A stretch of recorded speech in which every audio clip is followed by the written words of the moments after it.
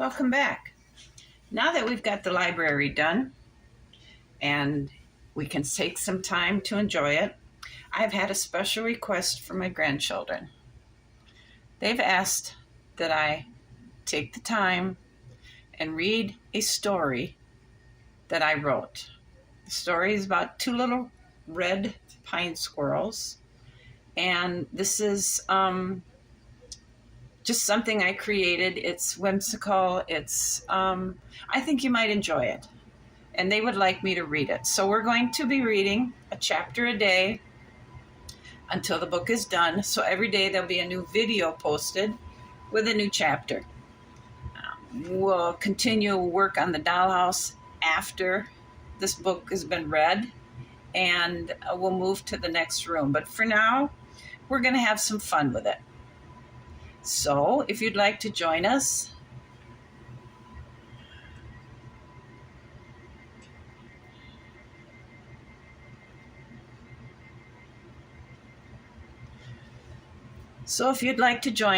you can do what Grandma and the three grandchildren have done in the library while Grandpa reads to them. They've gotten soft, warm blankets, and they're snuggled in comfy chairs. There's a fire in the fireplace, and they're just going to sit and relax. As I read this, I invite you to find a comfy place to sit and relax and listen to the words that I'm telling you and try to imagine what the words are creating. I hope you enjoy this book, story. Again, it's something I created, and let's just go ahead and get started. The book is entitled Red and Goldie, a story of two pine tree squirrels. Preface. I own wooded property outside of town, and on this property I have stacked some sawn wood into a pile. I often watched a little red pine squirrel doing various things like Red does in the story. While watching this little squirrel, I wondered if he had a family and what brought him to my wood pile. This is my version of what his life might have been like. Chapter 1. Redford Pine Squirrel, it's time for you to come home now. I was sitting in a pine tree when I heard Mama call out into the forest. I whistled back so she would know I had heard her calling and was on my way home. Hi, my name is Red. Well, that's what I'm called. My full name is Redford Pine Squirrel, but I only get called that by Mama. Rusty, where are you?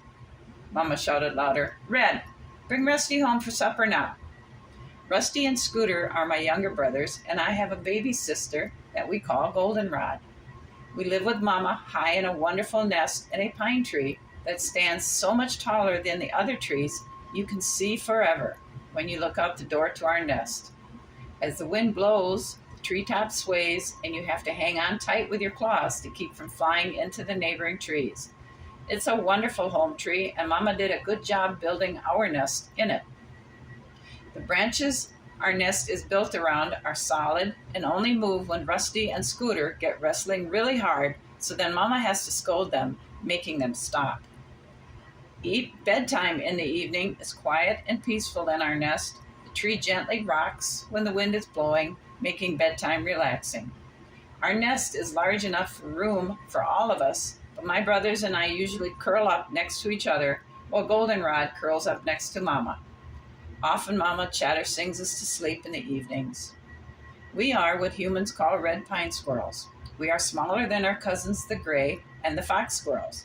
We can and do fight with them sometimes, and sometimes we get them to run away in fear of us, but most times we run away from them. We have never met another pine squirrel family like our little family. Sometimes Mama will tell us stories about our older family members. Pine squirrels like to live solitary lives. When a squirrel is ready to start her own family, she goes off by herself and builds a wonderful nest like my Mama did. Lately, I have noticed Rusty and Scooter have begun to scold our cousins, the big gray squirrels that live around our forest. That worries me. I don't like to fight, and I'm afraid my brothers are getting themselves ready to fight, and that means I may have to fight.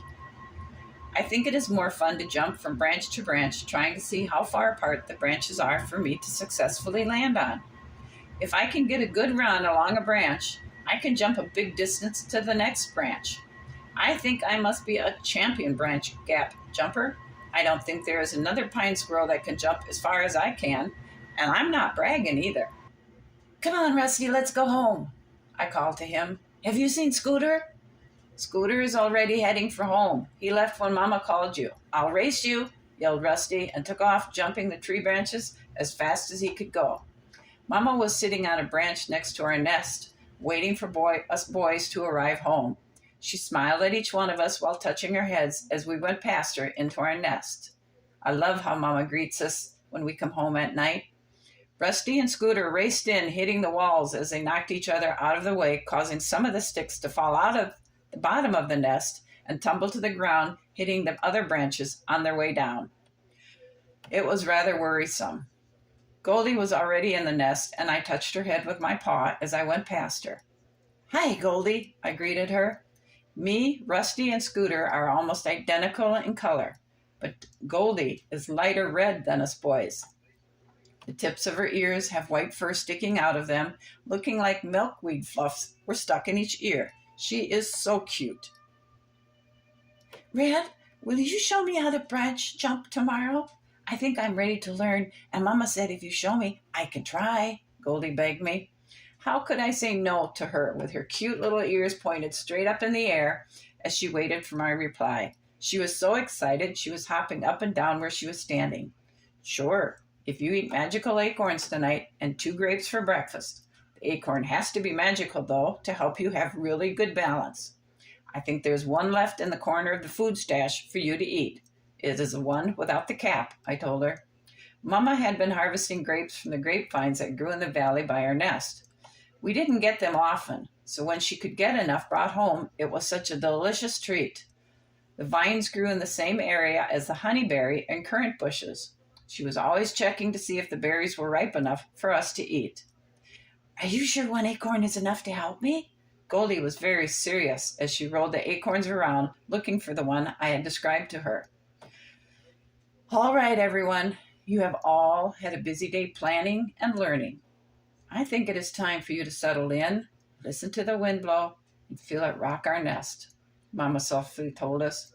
Quietly, she chattered a soft song as we drifted off to sleep. As I slowly opened my eyes to the early morning, my fur felt warm where the sun was touching it. I loved lying quietly in the morning sun, feeling its warmth as my family was sleeping. This was the best time to just lie and think about where I planned on going. Goldie was the only one who snored, and it was always so loud in the quiet of the new day. How someone so skinny and cute could make so much noise when she sleeps amazes me. I just don't know how Mama can sleep when her cuddle partner is making so much noise. I wonder why she snores and not our brothers. Red, are you awake? Goldie calls out. Her voice is soft with sleepiness in the early morning. Is it time to go out to practice yet? Quiet, you two, Mama said. There are other squirrels in this nest, and we may not be ready to get up yet.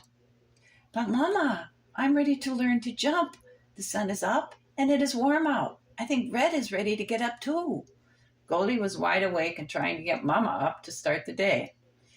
It's okay, Mama. We are awake now.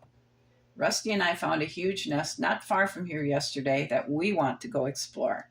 It looks abandoned and might have some great mysteries in there. Scooter was starting to move around me while I was in the food stash getting grapes for Goldie for breakfast.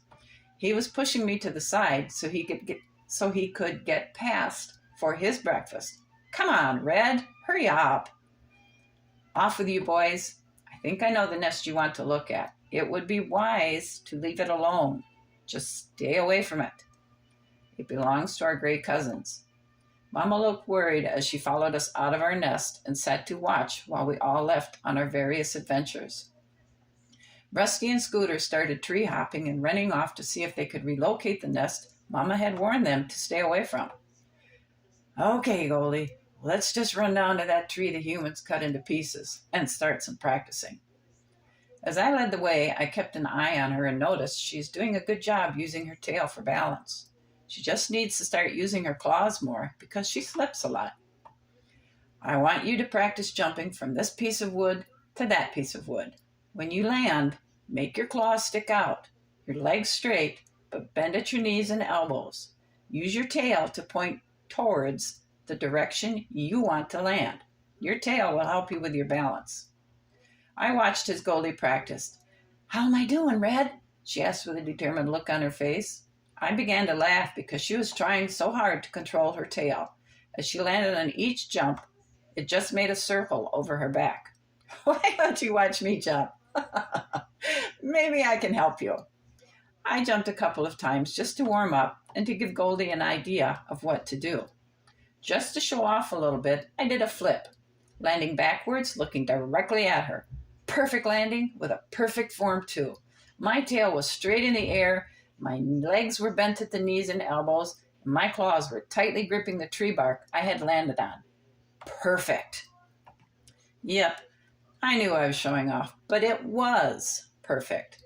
I didn't land very often with all my body doing exactly what it was supposed to do, but this time everything worked. "Gee, Red, you're really good." "Well, I do that." I could hear in Goldie's voice that she was impressed. I know it was bad, but I was pretty proud of myself. Mama had always told us that being proud of yourself is bad. You can be pleased with how something you have done turns out, but you should not be proud. I was frightened for a minute that maybe I had just done a bad thing by being proud, and now something bad could happen. Goldie was getting better at her log jumping. I felt she was ready to try some low branches and began looking around for something easy for her to jump. Just remember, it takes lots of falling and practicing, but if for some reason you need to do this, you will do it. It will just happen. She looked at me with her little face full of doubt, but followed me up a tree that was close to another, so if she fell, she would just land on a lower branch. "Okay, watch me." I ran along the branch, and at the thinner end, I jumped. Another perfect landing. All feet on the branch, tail positioned perfectly. Again, I was pretty pleased with myself. Boy, I'm a good squirrel to teach another one to jump, I thought. Perfect landings. Slowly, as I go down the tree to rejoin Goldie, I notice a lot of squirrels chattering in the distance. I become a little concerned. "Goldie, let's wait to do your jump for a little while. We need to go see what our brothers are chattering about. We can try your jumping in a bit. Come on." I stood looking up at her in the tree. "But can't I try just once?" she asked. I take off running, and to my relief, she follows. We get to the base of the tree that I can see Rusty and Scooter are up in. They are chattering a lot of noise, but I can't see what they see. I run up the tree with Goldie following as best as she can. I can tell she's scared, but she's following anyway. Then I see the problem. That nest my brothers were messing with is indeed home to some gray squirrels like Mama had warned them about. There are 3 big grays that I can see, but the way the trees are shaking and the branches are moving makes me think there are more up in the treetop. I have no choice. I don't know what to do. I have to send Goldie to Mama for help and to try and help my brothers as best I can. I just hope the grays higher up won't follow her. "Goldie, you must run and get Mama. Remember, you can do this. We need to have help. I have to stay and try to help Rusty and Scooter. Run fast, jump as hard as you can. Hang on when you land, but get Mama." I turned back and approached the danger area my brothers are in, so I didn't see Goldie leave. I heard her, though, because her first jump sounded like she almost fell. I have a big gray squirrel looking at me, so I can't stop to check on her. I don't know what I'm going to do. I hope Mama comes quickly. I know this isn't going to end good, even if she does get here in time, I think to myself. Suddenly, I heard Rusty chatter very loudly. A gray is sitting on him. I can't help him. I'm in trouble myself. Scooter was jumping from branch to branch with a big gray following him, getting closer with each jump. "Wait!" I yelled. "We will leave your territory. It is a mistake we are here. We don't want to fight with you. Please." Let us go. Too late. You are mine, the big gray squirrel growled at me. From the corner of my eye, I see Rusty fall and land on the hard ground. He isn't moving. I'm shocked. My brother has fallen and isn't getting up. He always gets up. At that moment, the gray charges me, but I manage to jump to the side and miss getting hit by his charge. I quickly look for Scooter and can see him way up in the top of a tree with two grays cornering him. He's going to have to jump out of that tree with nowhere to jump to or be attacked. I don't have time to see what happened because my gray is now joined by two more large grays. Where do they keep coming from? I think to myself in a panic. Goldie raced towards the nest tree when she came upon Mama already on her way to the noise being created. Mama! Goldie screamed when she got close. Help! The boys are fighting the grays. Help them! We have to hurry! They hurried, jumping from tree to tree, back to where the boys were fighting. Goldie's legs were exhausted and trembling, so she moved to the side, out of Mama's way. As Mama quickly takes in what is happening, she knows this is not going to end well. The terror for her sons caused her to pause, take a deep breath, and try to think of the best way to proceed. Goldie next to her needed to be protected, but her sons' lives were in terrible jeopardy. She could see Rusty lying very still on the ground and felt an immediate sadness at the loss of her son.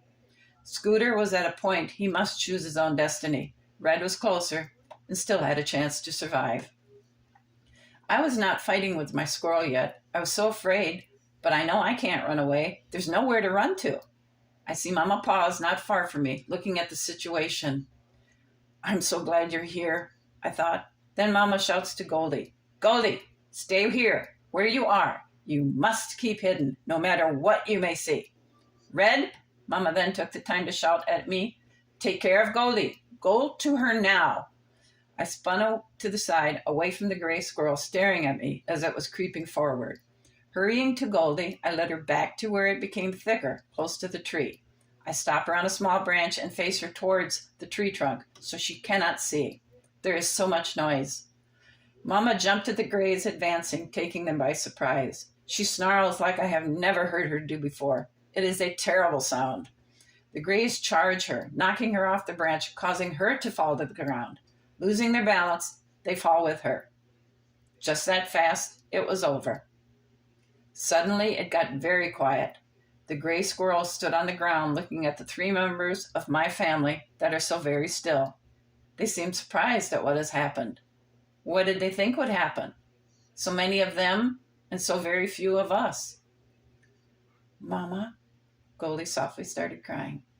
Mama, take me home. She looked at me with tears falling down her cheeks and said, Mama's not coming home, is she, Red?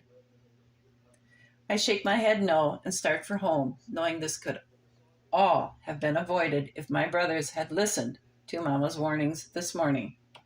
I thought back to the pride I had felt when I was showing off my jumping. Had I caused this? Was this what Mama had warned us about? Was the death of our brothers and our mother my fault because I felt pride? Was this my fault? Softly behind me, I heard a little voice. Red, did I do something to cause this? Will the squirrels come after us to try to find us? Is our home safe now without Mama? Goldie softly asks as we hop from tree to tree back to our nest. Silently, we continue to what used to be a wonderful home, a place we were all born in and grew up in, a place Mama Chatter sang us to sleep while the evening wind rocked us. The forest that had become so very quiet during the attack now was coming back to life again. The birds began to sing and hop in the trees. I felt the breeze blowing my fur. Doesn't the world know what just happened to us? Don't they understand? Don't they care? I don't know, Goldie. I think we are okay, but I really don't know. I knew I should reassure her, but I thought to be honest instead. I think we'll be okay tonight, but tomorrow we should probably move. You did a good job getting Mama and bringing her back so fast, and you can jump now, too. I don't care anymore, Red. I just want our family back, Goldie softly responded. When we arrived back to our nest, it now seems to be way too large and quiet. Mama wasn't waiting in the door for us like she always did. She wasn't there to pat each of our heads. Rusty and Scooter were not wrestling and knocking around in the nest like they used to. It was now empty and cold. It will never be the same. So that's the end of chapter 1. If you enjoyed it, I hope you will return for chapter 2. That will be up tomorrow. And I'll see you again. Thanks for watching. Bye.